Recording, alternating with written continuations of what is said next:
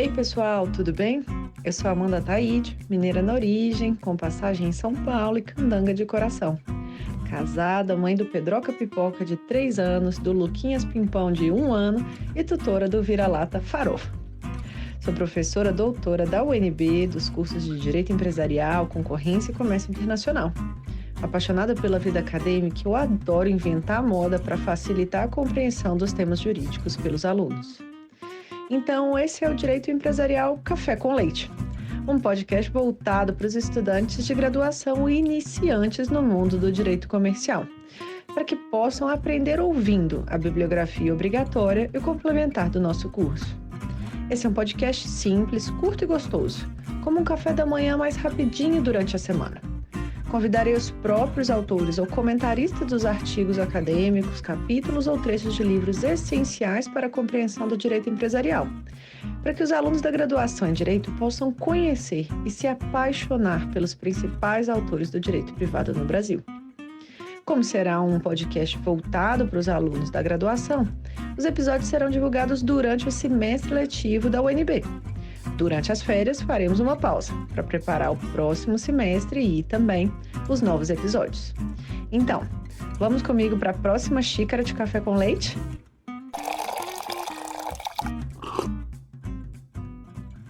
A nossa xícara de café com leite de Direito Empresarial de hoje vai tratar de um dos artigos da professora Mariana Pargendler, intitulado 5 mitos sobre a história das sociedades anônimas no Brasil, que foi publicado em 2006. E para isso a gente vai ter a alegria de contar com a participação da própria professora Mariana para comentar o seu artigo. A professora Mariana é professora da Fundação Getúlio Vargas de São Paulo, coordenadora do Núcleo de Direito, Economia e Governança, já foi professora visitante em uma série de instituições estrangeiras, como Yale, Columbia, Stanford, Pensilvânia, em Israel, e tem atuado como Global Professor of Law da NYU, em Buenos Aires, desde 2014. Além disso, ela é pesquisadora, membro do European Corporate Governance Institute, com uma série de artigos publicados, tanto em português quanto em inglês, publicações aí de peso, tanto no Brasil aí, quanto no exterior. Eu adoro os textos da professora Mariana, e eu não apenas pela profundidade do conteúdo, mas também pela forma gostosa que ela permite que a gente tenha a leitura e a compreensão dos temas. Então, professora Mariana, muito obrigada por ter aceito o convite para participar do podcast, por apresentar aqui de um modo simples, curto e gostoso esse tema da origem, da evolução e das principais características das sociedades anônimas. Professora Amanda, eu que agradeço o convite e a introdução tão generosa. É um prazer e uma honra estar aqui com você. Achei maravilhosa a iniciativa do podcast. Eu confesso que eu já me deliciei com o podcast Café com Leite da professora Paula Forgione, que eu recomendo fortemente. Então, realmente é um prazer ter essa conversa com você hoje.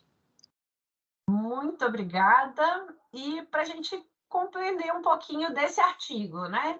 De onde que surgiu essa sua inquietação, essa vontade de escrever esse tema, esse artigo, para os alunos entenderem como que a gente começa, né? Como que você começou as suas pesquisas para esse tema?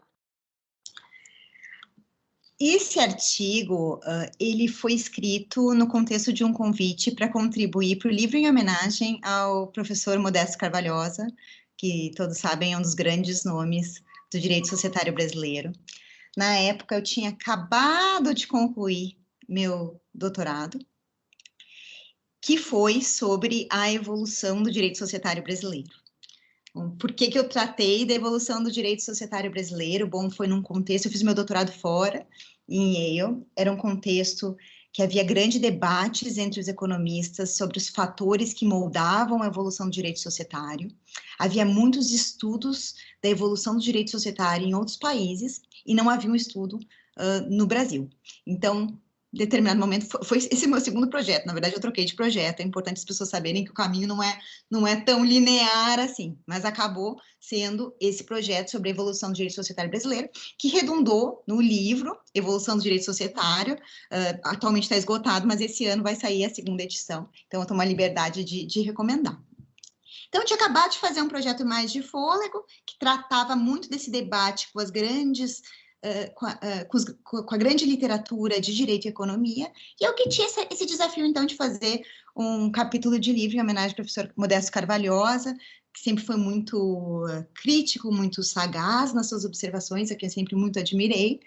E daí eu resolvi, então, pegar lições que estavam muito esparsas, né, da tese no livro e organizar nesse modelo de mito, de capítulo, identificando 5 mitos da história das sociedades anônimas no Brasil. Então, esse foi um pouquinho o pano de fundo desse capítulo.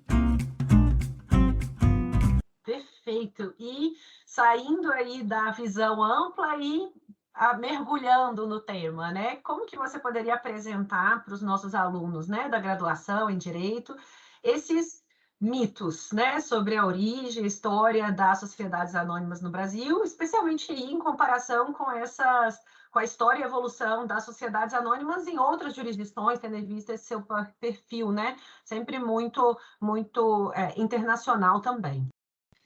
Bom, então, resolvi me dedicar aos mitos da história das sociedades anônimas no Brasil, mitos aqui entendidos como ideias ou histórias nas quais muita gente acredita, mas que não são verdadeiras. Hoje em dia, mitos têm muitos significados, hoje em dia até positivos, né? Alguém mitou, não é nesse sentido, é realmente no sentido de uma história repetida que não é verdadeira.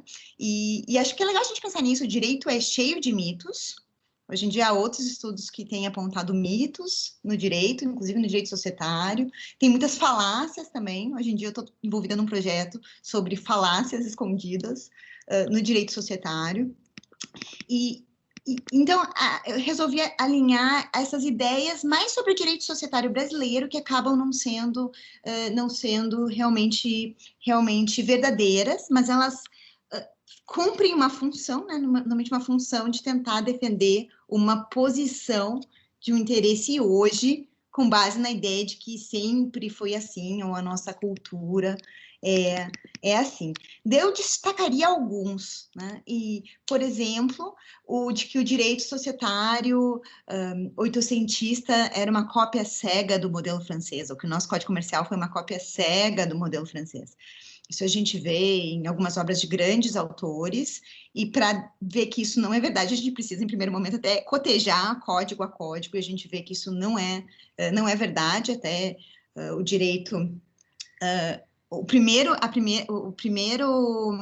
esboço de Código Comercial era baseado no Código Português, que, por sua vez, foi escrito na Inglaterra. Então, a gente vê que, na verdade, essa fertilização cruzada de ideias e de sistemas é muito cara ao direito comercial e também ao direito societário. Mas essa é uma ideia que eu acho que é importante ter em mente, que o direito brasileiro comercial e societário sempre foi marcado por um sincretismo jurídico, por uma combinação de influências. Então, os nossos legisladores, no século XIX, conheciam detalhes do sistema francês e deliberadamente optavam por não adotá-los, mesmo quando, a rigor, pelo menos do meu ponto de vista, o sistema francês literal era até melhor do que a adaptação que foi feita. Eu acho que essa é uma lição bastante valiosa. Acho que o direito brasileiro não é o único direito que não é, entre aspas, puro, que é um direito que é inspirado por outros. Todos são assim, mas no direito brasileiro isso é muito, muito marcante, e é importante que isso seja reconhecido, porque por vezes a gente vê uma certa reticência, por exemplo, em talvez estudar a literatura anglo-saxônica, porque não seria da nossa tradição, mas nesse ponto eu gostaria de frisar que, em parte, é uma tradição inventada. E só compartilhando aqui um aspecto que está na tese, mas não está no artigo, que é que, indo para os livros de direito comparado do século XIX, a gente vê que as próprias divisões em famílias jurídicas eram muito diferentes. O direito da América Latina não era considerado de tradição francesa ou de tradição romano-germânica, ele era considerado como uma tradição própria, original, pelos comparatistas da época, incluindo Clóvis Bevilacqua. Então, acho que essa é uma visão importante de se ter. Um outro mito, né, que eu exploro é esse do laissez-faire originário. No início éramos liberais e depois chegou o Estado para incomodar, para restringir, para regular o direito societário, para tirar a liberdade das partes. E acho que isso é um equívoco muito grande quando a gente pensa em sociedade anônima, que tem determinados atributos jurídicos que dependem, né, desse direito estatal e cujo histórico é marcado, né, nos seus primórdios por uma intensa atuação do Estado. Tem gente que se impressiona muito que só tinha 5 dispositivos no Código Comercial, mas, na verdade, a própria criação das sociedades anônimas era sujeita à autorização específica do Estado. E, olha, e uma coisa que eu descobri, né, nesse estudo do doutorado, que essa autorização não era sim ou não, que muitas vezes o Estado ia lá, né, no caso era o Conselho de Estado, ia lá e colocava peninha nas cláusulas. Olha, essa cláusula do Estatuto não vai ser assim, vai ser assado, é só assim que eu autorizo. Então, essa visão do laissez-faire originário me parece um mito bastante importante também. E outro que eu gostaria de destacar, que é essa ideia de que nós sempre tivemos acionistas controladores. De fato, o controle concentrado das sociedades anônimas nas mãos de acionistas controladores é um dos traços característicos do direito brasileiro. Não estamos sozinhos. Essa é a regra ao redor do mundo. Há alguns países que historicamente foram exceções, com controle gerencial, Estados Unidos, Inglaterra, mesmo eles hoje estão vivenciando um cenário com mais acionistas controladores, sobretudo nas maiores companhias, nas grandes companhias de tecnologia. Mas certamente essa é uma realidade dada no direito brasileiro e ao redor do mundo. Mas um ponto interessante é que na evolução histórica das sociedades anônimas não era necessariamente assim.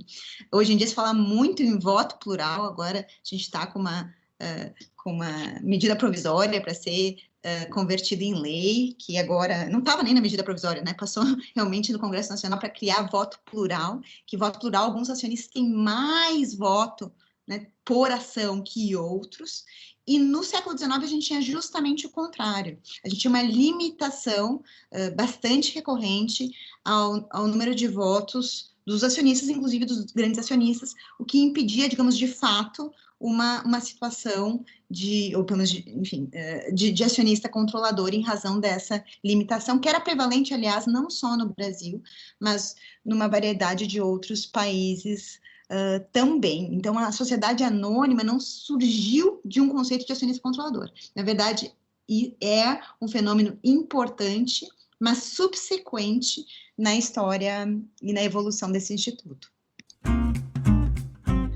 Maravilha, adorei entender aí alguns desses mitos aí pela sua ótica, não só do artigo, mas com todo o arcabouço, né? O background que tem aí de pesquisa por trás, muito bacana.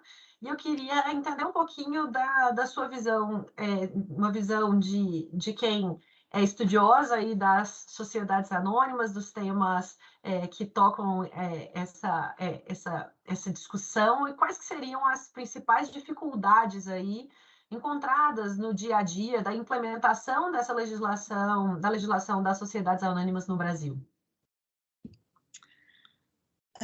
Bom, Amanda, eu vou trazer uma provocação como resposta.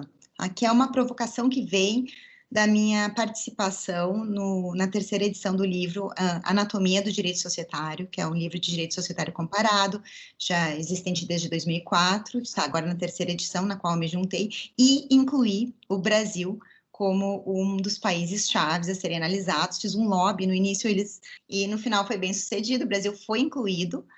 Mas um aspecto interessante é que a gente pensa, e eu certamente pensei, que no estudo de direito comparado, eu ia aprender muito sobre os outros países. E o que mais me surpreendeu é que, muitas vezes, no direito comparado, o que a gente mais aprende é sobre nós mesmos, né? A comparação é constitutiva da identidade.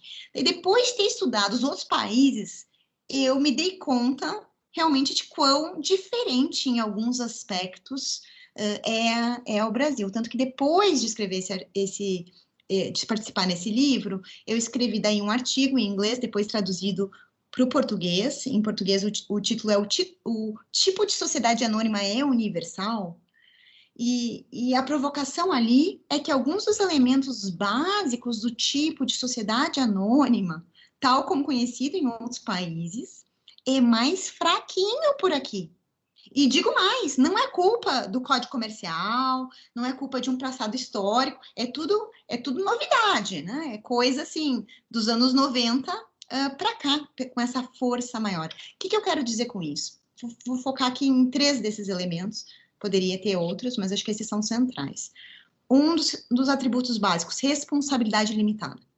Aqui eu refiro uma obra clássica do professor Bruno Salama sobre o fim da responsabilidade limitada no Brasil, mostrando que são muitas as exceções à responsabilidade limitada no Brasil. É completa, né? Não tem nenhum, não, tem, né? Inclusive em relações comerciais existe responsabilidade limitada, mas com relação a áreas especiais, direito do consumidor, direito do trabalho, direito ambiental, regulação financeira e outros, né? Há uma série de exceções, muitas delas bastante amplas, à responsabilidade limitada. Então, esse é mais amplas do que dos outros países.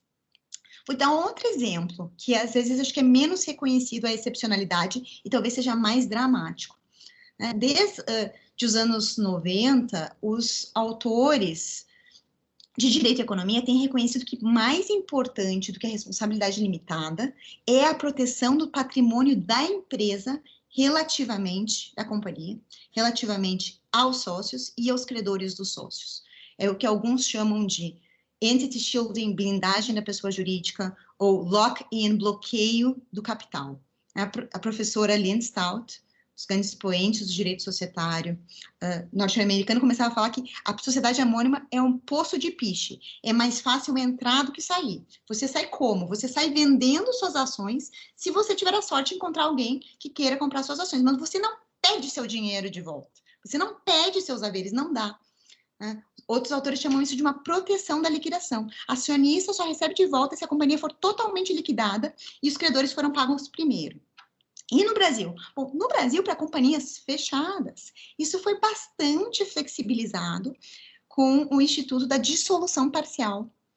Até escrevi um artigo recentemente com João Guilherme Gebra Neto, mestrando, agora já mestre pela FGV, falando que a gente fala na banalização da dissolução parcial, porque ela foi tornada muito frequente, com requisitos muito escassos, né?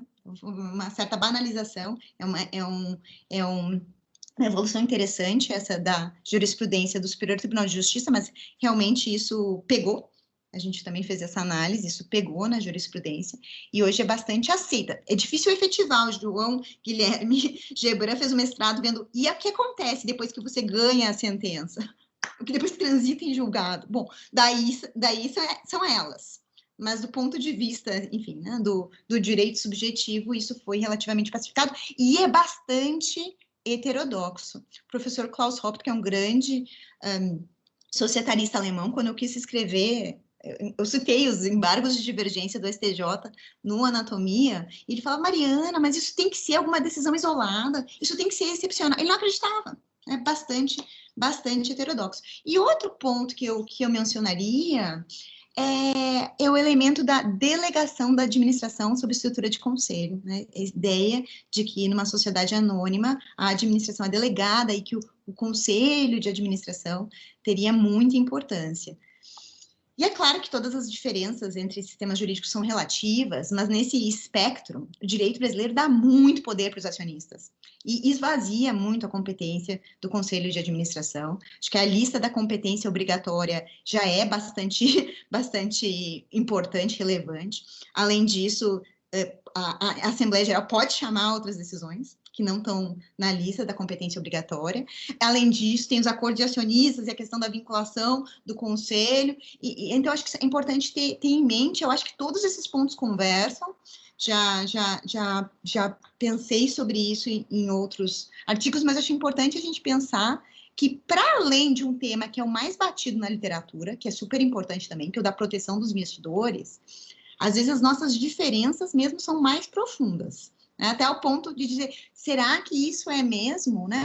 Essa companhia fechada, ela é mais próxima de uma sociedade anônima, de uma business corporation, de uma Aktiengesellschaft, tem vários equivalentes em outros sistemas, ou ela é mais próxima, talvez, até de uma, enfim, né, antiga sociedade em nome coletivo, que você retira os haveres quando quer, que todo mundo é responsabilizado. É uma provocação, evidentemente, né? Não quero exagerar o argumento, mas foi uma reflexão que eu tenho tecido recentemente, sim. Professora Mariana, suas reflexões estão super em linha. O livro do professor Bruno Salama já foi objeto de das gravações do podcast. Em breve vai ser lançado também. Vai ser um comentário de uma autora, não do próprio professor Bruno. Ainda não consegui trazê-lo para o podcast. Espero conseguir em breve. E o tema da dissolução parcial das sociedades limitadas, das sociedades fechadas, das companhias fechadas, também foi comentado por um outro professor, o professor Henrique Araque, também com uma crítica parecida, né, sobre essa banalização aí do instrumento e a dificuldade, né, de conseguir efetivamente ter a continuidade das sociedades com esse tipo de instrumento, né? Então, já anotei aqui os comentários dos artigos mais recentes e incluirei imediatamente na bibliografia complementar para alegria e desespero dos alunos ao mesmo tempo. E para a gente fechar aqui, então, eu queria fazer uma última pergunta. Considerando aí a sua trajetória, a sua experiência como professora, qual seria a sua recomendação, né, para os alunos que tiverem interesse em trabalhar com o direito empresarial, com o direito societário no Brasil? Olha, acho que para começar, acho que é muito importante ter sede em aprender, sede em estudar, a gente tem que estar sempre aprendendo. O direito é muito complexo e vive mudando, e eu acho que nesse contexto a leitura é muito importante, né? Muito importante. Bom, também gosto de podcast, porque tenho que dizer que fiquei muito fã, porque eu acho que a podcast permite você ficar aprendendo em momentos que você não conseguiria estar lendo, por exemplo, quando você está né, se mexendo, né, se exercitando, no trânsito. Acho incrível o modelo de podcast, mas acho que a leitura também, né, é muitíssimo importante. Às vezes a gente tem um problema hoje em dia de déficit de atenção em razão dos vários estímulos, mas acho muito importante essa leitura detida, profunda e crítica, né? Nem sempre só absorver, mas também refletir e contestar o que está se lendo. Acho que isso é super importante. Outra coisa que eu gostaria de apontar é assim, aprender o quê? Bom, primeiro, claro, direito empresarial, né? Mas não apenas direito empresarial. Meu pai, Ari Pargendler, foi professor, juiz. Ele sempre dizia que quem só sabe direito não sabe direito. E eu concordo completamente com isso. E também quem só sabe direito empresarial não sabe direito empresarial. Tem uma frase do Fábio Conder Comparato, da qual eu gosto muito, que ele fala: não há inteligência exata das regras jurídicas empresariais sem a compreensão dos interesses econômicos em causa. Então, o que eu vou aprender além do direito? Olha, acho que um pouco de tudo, quanto mais melhor, né? Mas das disciplinas zetéticas, eu destaco realmente a economia, conforme isso já foi apontado no podcast que eu ouvi da professora Paula Forgione. Eu assino embaixo, acho que é mesmo essencial, não só no direito empresarial. Falando em Bruno Salama, há anos atrás, nós escrevemos um artigo chamado Direito e Consequência no Brasil, falando que para cada vez mais, nos mais diversos ramos do direito, esse saber econômico ele é exigido para aplicação do direito, não só para uma reflexão de política pública, mas ali mesmo para a resolução do caso concreto. É a cara do nosso direito brasileiro hoje, cada vez mais, goste ou não goste. Isso está dado, e acho que a economia é muito interessante, muito plural e realmente muitíssimo importante para o direito empresarial. E aqui eu gostaria de talvez repetir o que também disse a professora Paula, mas de outras áreas do direito é importante aprender também. Não só o direito empresarial, não existe num vácuo, faz parte de um sistema jurídico, tudo bem, nosso sistema às vezes é meio desorganizado, meio bagunçado, mas as regras elas se ligam, elas se entrelaçam. A gente não consegue dar, muitas vezes, um problema, por exemplo, mudança climática, ele pode ser um problema de direito ambiental, mas cada vez mais ele é um problema de direito societário também, na agenda ESG, etc. Então, é muito importante estudar também outros ramos do direito. Tinha uma época que até o professor Bruno Salame e eu, nós éramos ambos diretores do Núcleo de Direito, Economia e Governança na FGV, a gente entrevistava estagiários, e a gente sempre tinha medo daqueles que falavam assim, eu só estudo direito empresarial, eu só estudo direito e economia. A gente fala, mas todas as áreas são interessantes. É claro que a gente quer estudar essas são interessantes, muito, né, eu diria, muito importantes, mas eu acho que esse olhar mais sistemático, ele é muito importante também, e ainda mais no contexto de graduação, não tem por que o aluno ou a aluna se fechar. Eu acho importante ter essa visão ampla e tentar mergulhar nos estudos o máximo que der. Maravilha, foi não apenas um café com leite, foi uma aula com café com leite. Muito obrigada, professora Mariana, por ter participado aí desse episódio no podcast. A nossa xícara de café com leite, então, foi devidamente tomada, como aí a gente estivesse tomando um café da manhã, te ouvindo. Muito obrigada e até a próxima. Muito obrigada, Amanda, adorei, até a próxima.